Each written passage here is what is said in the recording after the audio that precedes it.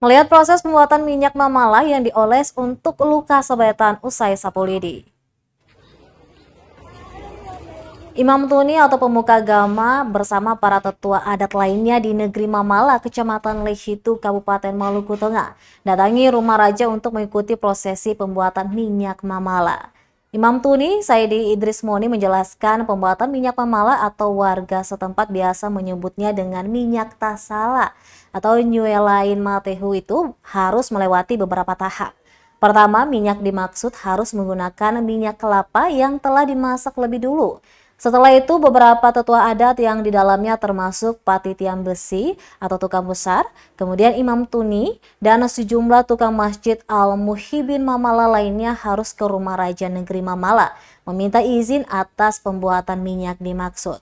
Di ruang utama rumah raja nantinya sudah diletakkan sebuah kendi, dibungkus kain putih lengkap dengan gayung tuanya.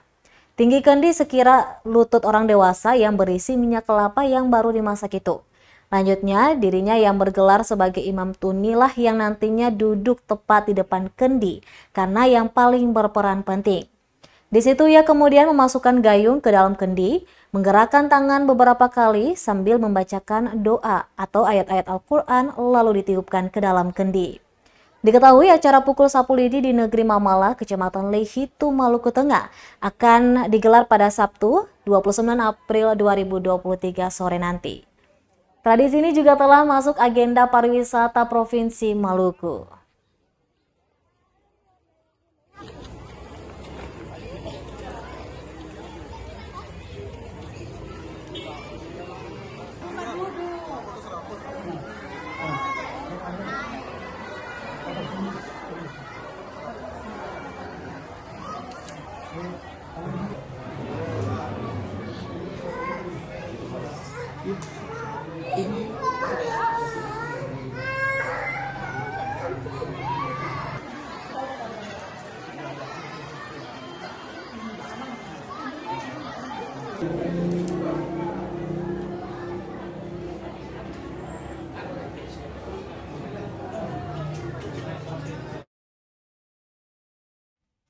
Terima kasih sudah nonton.